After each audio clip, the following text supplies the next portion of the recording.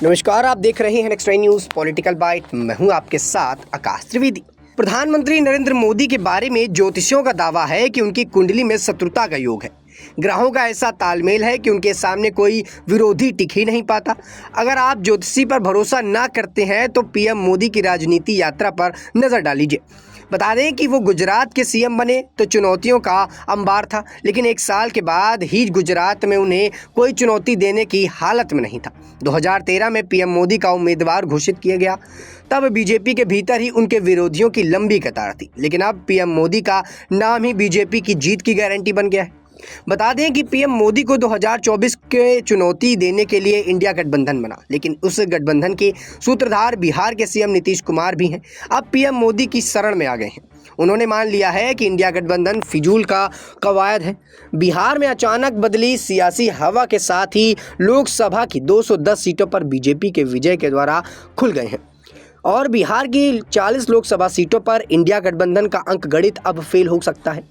बता दें कि पूरा विश्व जब अयोध्या में राम मंदिर की प्राण प्रतिष्ठान की भक्ति में डूबा था, उस वक्त विपक्षी दलों को यही लगा कि प्रधानमंत्री नरेंद्र मोदी साल 2024 के लोकसभा चुनाव में हिंदुत्व का एजेंडा सेट कर रहे हैं। हालांकि पीएम मोदी ने प्राण प्रतिष्ठान अनुष्ठान से पहले उसके बाद एक बार फिर से राजनीति या चुनाव की चर्चा नहीं की, लेकिन विपक्षी दलों के नेता मान चुके थे कि 2024 के लिए बीजेपी का चुनौती ब्रह्मास्त्र अयोध्या ही है। वहीं विपक्षी दलों के सिर से अभी राम मंदिर की राजनीति का भूत उतरा भी नहीं था कि पीएम मोदी के एक दांव ने विपक्ष के इंडिया गठबंधन में भूचाल मचा दिया। उन्होंने बिहार के पूर्व मुख्यमंत्री और समाजवादी पार्टी नेता कर्पूरी ठाकुर को उनकी 9वीं जयंती के पूर्व संध्या पर भारत रत्न देने का ऐलान कर दिया। कर्पूरी ठाकुर को भारत रत्न देना पीएम मोदी का ये संदेश सीधे सीधे बिहार के मुख्यमंत्री और इंडिया गठबंधन के सूत्रधार नीतीश कुमार के लिए था। कर्पूरी ठाकुर को बिहार में पिछड़ी जातियों का मसीहा माना जाता है, जिन्होंने मंडल कमीशन की रिपोर्ट से भी एक दशक पहले बिहार में पिछड़ों और जाति पिछड़ों के लिए आरक्षण लागू किया था। बता दें कि बिहार का मुख्यमंत्री बनने के बाद नीतीश कुमार भी कर्पूरी ठाकुर के सामाजिक न्याय को ही आगे बढ़ाया था। उन्होंने दलित जातियों में भी महादलित की कैटेगरी बना दी, उनके लिए विशेष योजनाएं लागू की। नीतीश कुमार ने बिहार में एमबीसी और ईबीसी यानी मोस्ट बैकवर्ड क्लास और एक्सट्रीम बैकवर्ड क्लास की राजनीति के जरिए अपना जनाधार बनाया। वो खुद को कर्पूरी ठाकुर के राजनीतिक अनुयायी और उत्तरदायी के रूप में अपनी पहचान बना चुके थे।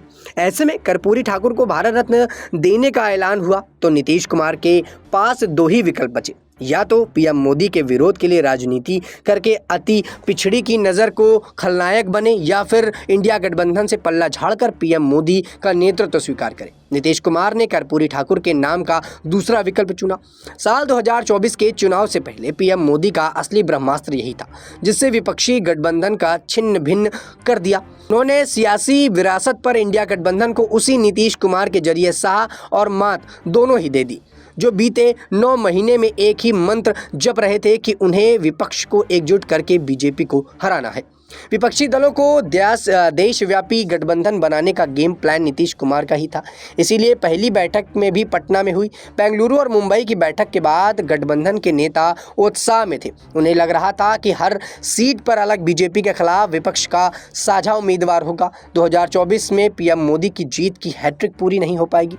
वहीं नीतीश कुमार का पूरा प्लान वोटों के अंकगणित और जातियों की सोशल इंजीनियरिंग पर टिका था। बिहार में जातिगत जनगणना के आधार पर पिछड़ी जातियों की राजनीति को हवा देने के लिए नीतीश कुमार ही थे। लेकिन नवंबर 2023 में हुए एमपी, राजस्थान और छत्तीसगढ़ के विधानसभा चुनाव में पीएम मोदी ने नीतीश कुमार के मास्टर स्ट्रोक यानी कि जातिगत जनगणना का खेल बिगाड़ दिया। नीतीश कुमार का इंडिया गठबंधन से महाभंग होने की शुरुआत इसी के बाद हुई। दिसंबर के पहले हफ्ते में कांग्रेस की बैठक से उन्होंने दूरी बना ली।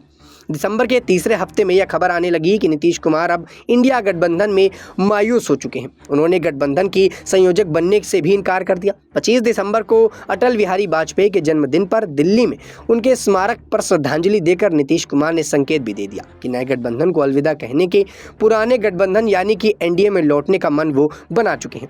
30 दिसंबर को राजीव जयंत उर्फ लल्लन सिंह को जेडीयू के अध्यक्ष पद से हटाने और खुद की पार्टी की कमान संभालने का मतलब यही नहीं था कि अब नीतीश कुमार निर्णायक फैसले के मूड में आ गए हैं। उधर बिहार में नीतीश कुमार का एनडीए में जाना 2024 के चुनाव के लिए अहम क्यों है, ये समझना काफ़ी ज़्यादा जरूरी बन गया, जिसके लिए नीतीश कुमार अब कहीं ना कहीं पूरी तरह से एनडीए खेमे में चले गए, जिसके बाद राजनीतिक गलियारों पर सुगबुगाहट तेज हो गई और पीएम मोदी के इस दाव से इंडिया गठबंधन छिन्न भिन्न होने लगा। बता दें कि लगातार विपक्षी दलों का ये मानना है कि पीएम मोदी प्लान कर रहे थे पहले से इस बात को लेकर, और ऐसे में खड़गे भी इस बात से पीछे नहीं। खड़गे ने भी बड़ा बयान दे दिया कि सब कुछ प्री प्लान था, मुझे जानकारी नहीं दी गई। कहीं ना कहीं इंडिया गठबंधन पर ही अब ये सवाल उठने लगे हैं। दर्शकों, अब देखना होगा कि जिस प्रकार से इंडिया गठबंधन की टूट शुरू हो गई है, यहाँ पर राहुल गांधी जो भारत जोड़ो यात्रा कर रहे हैं, उनकी ये भारत जोड़ो यात्रा का हुआ नजर आएगा, ये देखना काफ़ी ज़्यादा अहम रहेगा। इस पूरे मुद्दे पर आप अपनी क्या राय रखते हैं नीचे कमेंट सेक्शन में हमें ज़रूर बताइएगा। फिलहाल के लिए इतना ही। देश दुनिया की तमाम खबरों से जुड़े रहने के लिए आप देखते रहिए नेक्स्ट न्यूज़ पॉलिटिकल बाइट।